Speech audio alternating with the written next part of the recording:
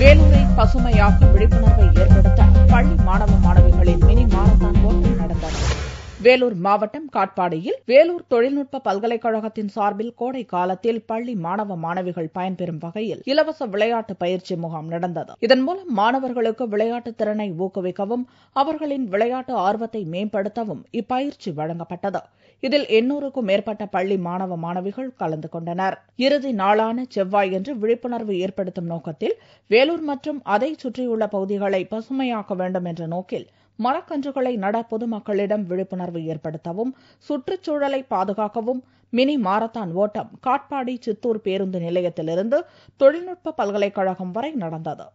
வேலூரை பசுமையாக்குறது என்ற உறுதிமொழி ஏற்றுக்கொண்டு 600 பேருக்கு மாரத்தான் வச்சாங்க. அதுல நான் ஃபர்ஸ்டா வந்தேன். வெற்றி பெற்ற மாணவ மாணவிகளுக்கு பரிசுகளும் சான்றுகளும் வழங்கப்பட்டன.